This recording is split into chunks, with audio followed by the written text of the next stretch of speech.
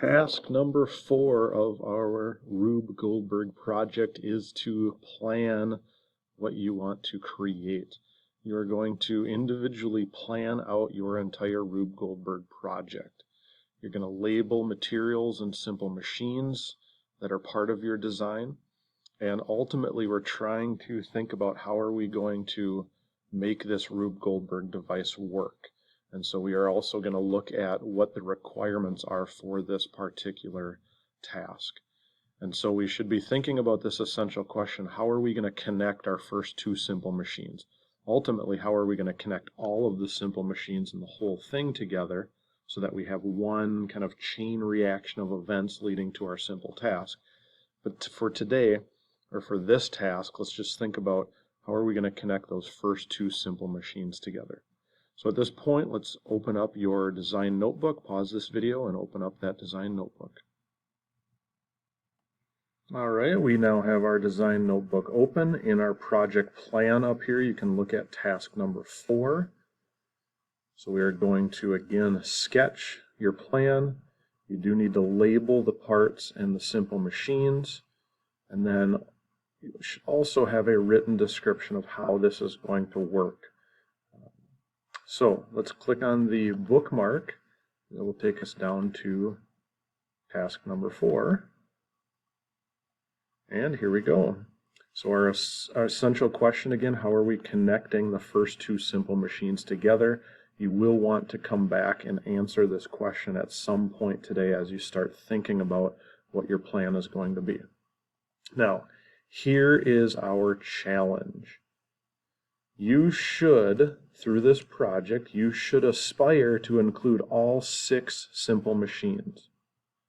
That includes the lever, the incline plane, the pulley, the screw, the wheel and axle, and the wedge. Okay? Energy should take at least 5 seconds to travel through your machine. The longer the better. Okay? Use gravity to kind of help you out, but we want this whole chain reaction to take at least 5 seconds. This is an important one now. The model height is unlimited, but the model must stay within the 12-inch by 12-inch footprint for length and width. So what that means is this is the challenge now. The Rube Goldberg device is going to be built vertically. So like a lot of the ones that you watched probably when you were researching, they had those spread out over tables and in backyards and in warehouses and things like that. We are going to build our models going up. Okay? So from your teacher, you are going to get a base that's this. It's 1 foot by 1 foot, 12 inches by 12 inches. You are going to get 4 of these posts.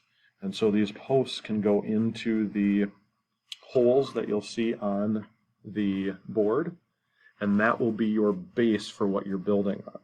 And so from this base we will build up, but we can't build out. So we can't go wider than this right here. Alright, and so that's going to be the challenge, is how do you build this going up but not out? And then lastly, this is our simple task. All systems must finish by flipping a coin. So you're going to build, you're going to include the 6 simple machines. We want it to take at least 5 seconds. You can build up, but not out. And at the end, we want it to flip a coin. So that's the challenge. If you have questions about any of those things, please make sure you ask your teacher. So here's our task for today. Our task is to sketch. So you're going to sketch your Rube Goldberg plan. You're going to label each material and simple machine in your sketch. So what materials do you think would be helpful to use? You're going to insert an image. We're not going to collect these papers and these plans from you, so you're going to insert an image of that into your design notebook here. And then lastly, we want to explain how the Rube Goldberg will work. So remember before, I had mentioned that you should aspire to include all 6 simple machines. Okay, that's the aspire to do. Everyone must include 3 simple machines.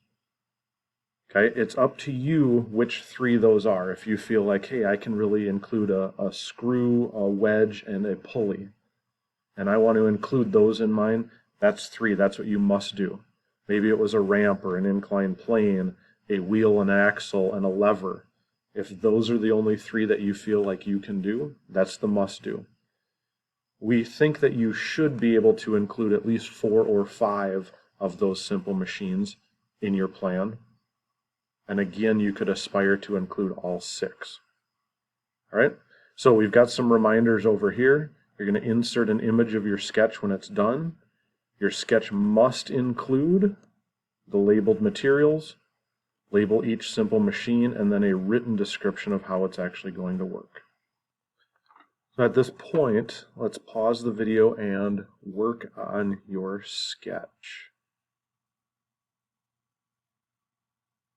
Now that you hopefully have your sketch completed, I took some time and did my sketch. So here you can see on the screen, this is what my sketch looks like. Now that I have this done, you can see that there are labels on here, which, let me just hold this up to the camera here. You can kind of see different labels about which, material I used, what simple machine that was. Down here at the bottom, I have a written description, kind of describing how my device is going to work. So then what I'm going to do in my design notebook here is I am going to just paste a copy.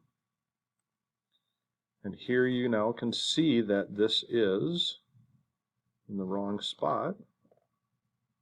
So let me just put that into the correct spot right here.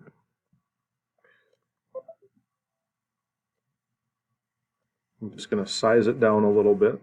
There we go. So there you can see my sketch. So you can see how I have different things labeled on here. Now I'm really proud of this sketch. You don't have to be the best artist.